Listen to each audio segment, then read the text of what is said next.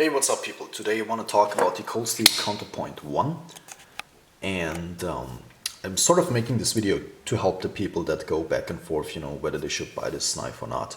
I try to do my best to tell you everything that I noticed about this knife and, the ups and downs, so to speak. So the Cold Steel Counterpoint 1, this is the AUS 10 version with the heavy texturing on the Grivex handle scales.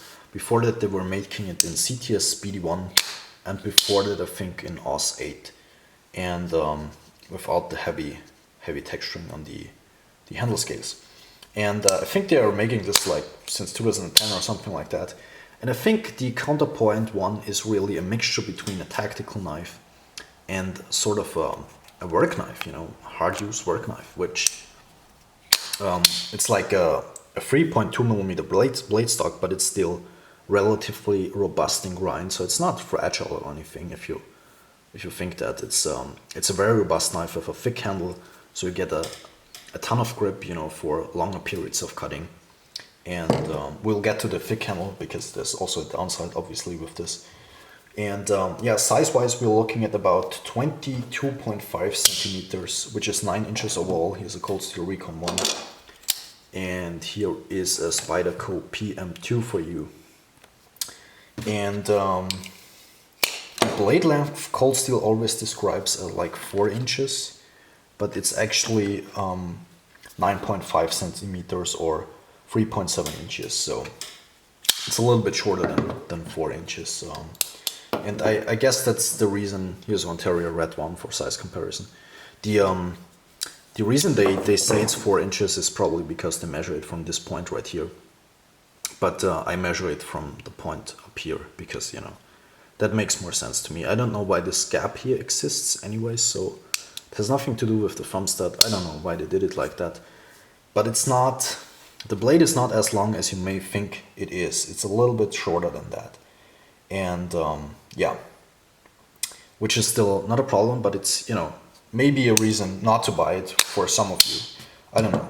So the weight of this knife is 136 grams, which is 4.8 ounces. It's not a lightweight, it's not a heavyweight either, it's somewhere in between. For the size and the thickness of this knife, it's actually an okay weight. So it's sort of the weight goes sort of more in the Recon size, sort of knife. But yeah, that may be, an issue if you're wearing shorts or something like that. It's not that easy to carry around in the warmer months of the year, depending where you live, of course. The handle thickness is 1.6 centimeters, 0.62 inches. Let's bring in the Recon 1 again, so you can see it's quite a bit thicker than the Recon 1 and the Voyager series. And but I think the quality-wise, the Counterpoint is definitely 1 or 2 steps above the Recon series. I think it's just a lot better made, and you can definitely feel that when you use this knife. It's very well made. Maybe even a little bit better made than the Voyager series, but the Voyager series I think is one of the best made Cold Steel knives. So, and this is definitely amongst them from quality-wise. Maybe not from EDC use or something like that. From quality-wise, it's definitely one of the better made Cold Steels that they have in 2020.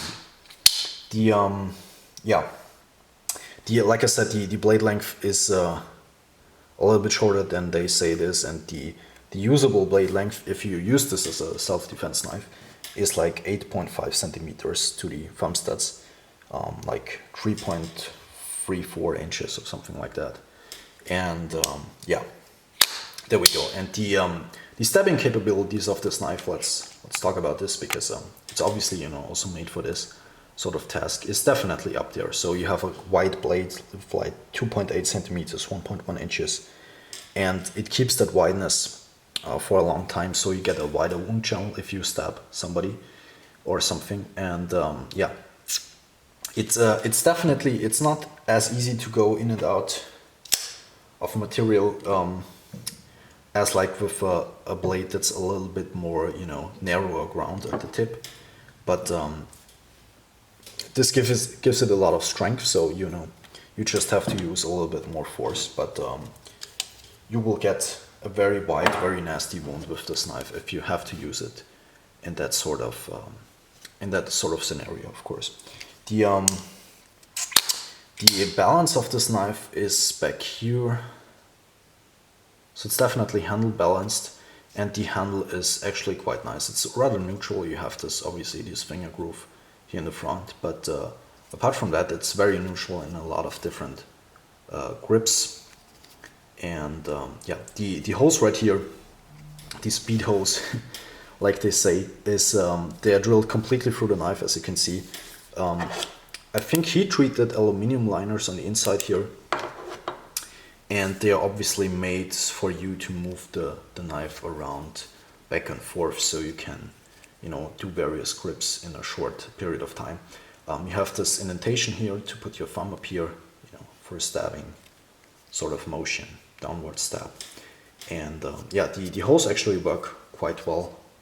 Depending on your hand size, you know, can use a different hole. Yeah, so the thumb studs are symmetrical on this knife, not like on the Recon series, for example, or on other Cold Steels. Some people don't like that if they're not symmetrical. I don't really care, but on this knife they are symmetrical. And the clip, it also ships with just one clip, and because the clip is totally reversible. And the handle scales are made of Grivex material. I don't really like plasticky materials for handle scales.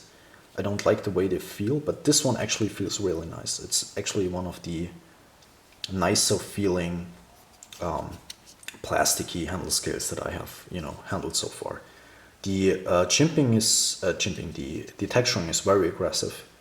This stippling that I have done on here, and so I personally usually sand underneath my Cold Steel clips, and I bend the end of the clip up a little bit so it goes in and out of the pocket a little bit easier and doesn't destroy my pants. So the downside of the clip, I would say, is that it's stainless and it's rather noticeable.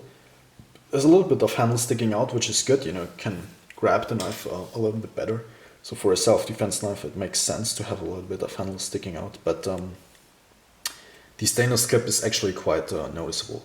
So this knife is not too easy to conceal. If you carrying it normally, you know, it's quite noticeable, and if you want to appendix carry it, the handle is very thick for that. Like I said, it's a very hand-filling handle, but you will definitely notice it when you carry it.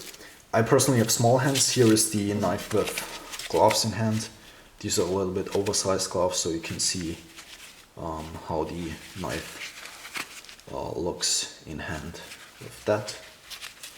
So there are definitely a lot of hand sizes that will fit on this knife, and that's very well. So it fits in hammer grip, saber grip, you know, like I said, reverse grip. It fits in a lot of different positions.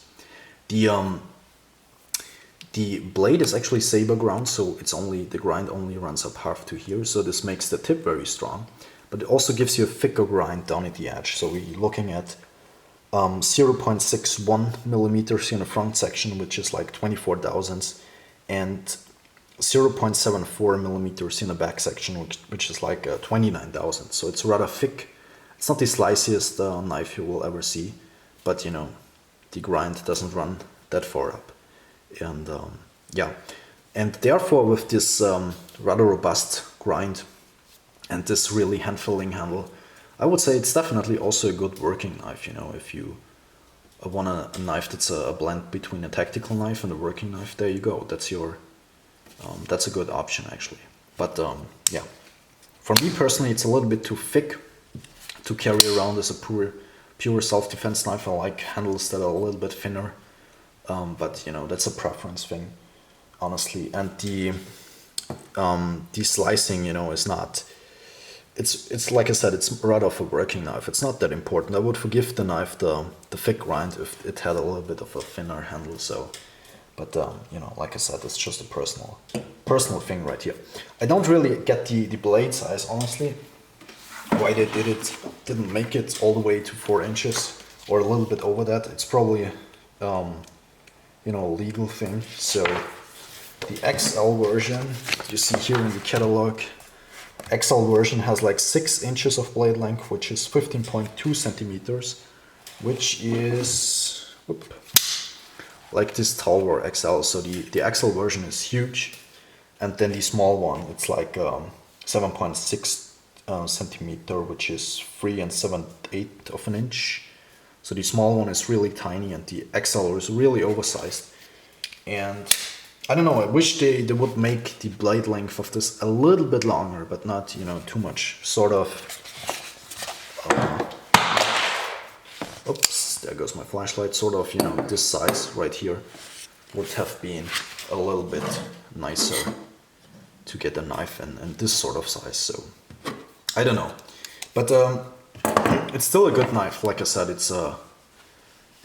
I heard from a lot of people before I bought it that this was a nice, very well made knife, and they were all right. It is a very well made knife, one of the nicest cold steels that I have seen so far.